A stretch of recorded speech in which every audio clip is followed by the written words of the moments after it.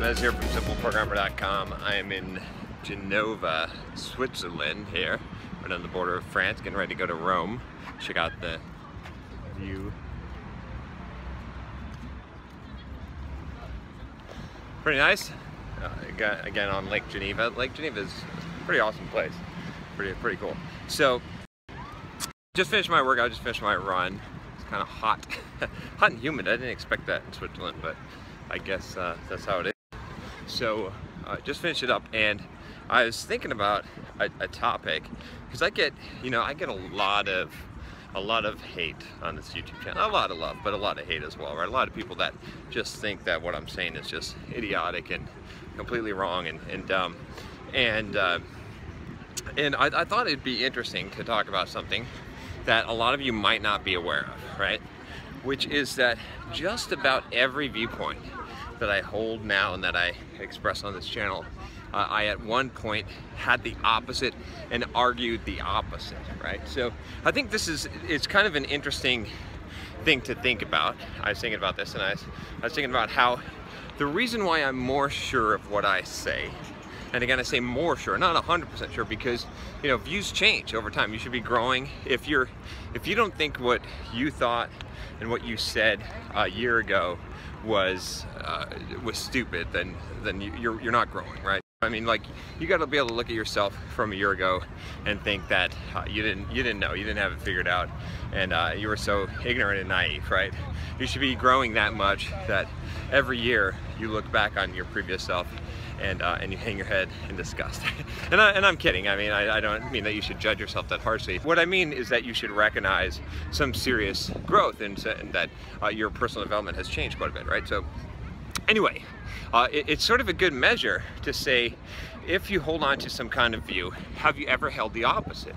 Because see, a lot of people argue from a single-sided view that they've always held, and if you've always held that view, right, then you have to sort of question whether you inferred that view yourself, or whether it was given or handed to you or told to you that that is the view that you're to have. Does that make sense, right? Like, you can really, if you have, so take someone who has left a religion and joined another religion. Now, you might argue that they're deceived yet again, but they're at least going to be a little bit more knowledgeable, right? I mean, at least when they go into that second religion, they have at least some concept or some idea of what they're getting into, right? I mean, they've at least analyzed it, whereas if someone is born into a belief system or religion, you can't really, I mean, you got to say, wow, what's the chances are that they just happen to get it right? They just happen to genetically, or whatever it is, familiarly, I don't know, whatever the word is, familiarly, somehow was born into the right family that practiced the correct religion, whereas everyone else was wrong, right? My point is this, is if you've never changed your view on a subject, you can't have as much confidence in it, right? Whereas I think a lot of people would say that if you're changing your view, then you don't have much confidence in it because you're flip-flopping, you're a waffler, right? And that's if you're changing it constantly back and forth.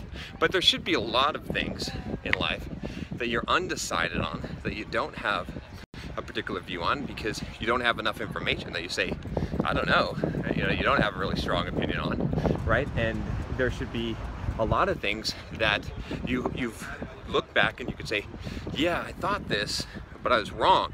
And see, those things are you're more likely to have a little bit more wisdom on, right? So one of the reasons why I say this is because I want to make it pretty well aware of how things have changed, how my viewpoint on a lot of things have changed, because a lot of you that are arguing against some of the things that I'm saying, some of the videos I'm making, some of the points that I'm making here, whether it be on masculinity and femininity, whether it be on, you know, sort of religion and philosophy, or whether it be on, you know, evolution or any of those type of things, on science, I was arguing the opposite, right? So a lot of the arguments that you're making against me, those were the same arguments I was making. Not to say that you know, that doesn't imply that I'm correct just because I changed the viewpoint. That would be sort of silly and illogical. But what I'm saying here is that if you haven't gone through some kind of metamorphosis in your thinking, if you haven't changed what you've thought about a subject, and if you've just held this view, you don't know why you've held it, and you just assume that it's right, and you've never held the opposite view, then you might want to consider, when you're talking with someone, or when you're disagreeing with someone, or you think someone's an idiot, whether or not that they have had a change of viewpoints, right? If they have had your viewpoint at one point and then change it, because you might gain some really useful information. It's really interesting to talk to people who have had one viewpoint that you currently hold and have changed that viewpoint and say why, right? You know, if you want to know whether your religion is correct, right?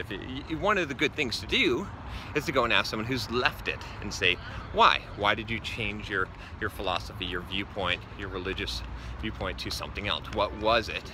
And that's going to give you some good insight into some of the things that you probably need to look into. It doesn't mean that you should just necessarily agree and you know, change it just because they did, but you know, it's going to give you that perspective. So anytime that you're holding a view and you have the chance to have some wisdom from someone who's holding that same view, but or who used to hold that same view, but has switched it, that's a good perspective. It's also good the other way, right? Anytime that someone has switched to your perspective, right, who's made the conscious choice. Why did they make the conscious choice, right? If you are born into, let's say, some political or theological belief system, right, which we all are influenced by our environment. Don't think that you aren't. It's kind of interesting to ask and to find out, why did someone choose that, right?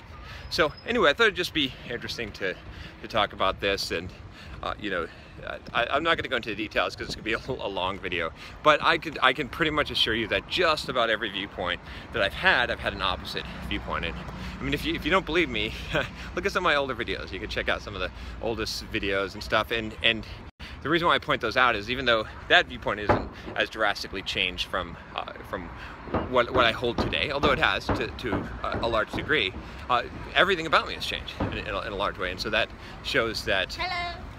Hello. Hello.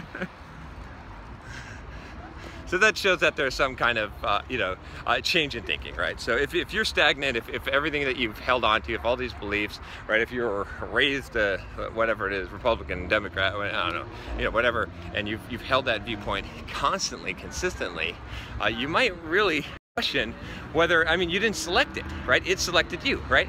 You haven't made an analysis. So it's just something to think about, right? Every time you think someone's an idiot, you might stop, you might refrain for a second and say, wait a minute here, is this true? Have I really considered this? Because, the other perspective that I'll give you on this, just from my own perspective, is that there are a ton of things that if the old me, right, from 5, 6, 7 years ago, if they could hear me talking about today, I would think that I'm an idiot. I would think that I'm a blathering idiot, and it's because I was unaware, right? And so, you know, what you think today may not be what you think tomorrow. So it's worth it, for posterity's sake, to maybe hold the tongue sometimes, right? When you're, especially when you're going to deal out some kind of critique of someone else's thoughts, and it might be worth just second checking, just saying, hey, wait a minute, maybe I should check this out, because I've done that on occasion, right? I have, you know, sort of had something that was highly offensive to me, or something I highly disagreed with, and I said, well, wait a minute, let me read a book on this. Let me explore the subject a little bit more. Let me get some information on this. And when I've done it, what happened? I was shocked. I actually changed my viewpoint, which was not what I was expecting at all. So it happens. It really does. And but you've got to make it happen. You've got to have the true sense of the word education, which is, you know, an educated mind. What's that quote? Is able to hold two conflicting thoughts in their mind.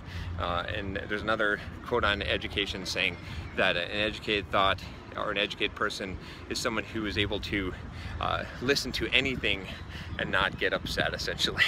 I can't remember the exact quotes, but if you've heard them, you know what I'm talking about. All right, that's all I got for you today. Click that subscribe button if you haven't already. Make sure you get all the videos, and click the bell so you don't miss my trip here, especially. I'm gonna go to Italy next tomorrow. I'll be in Rome. I'll talk to you next time. Take care.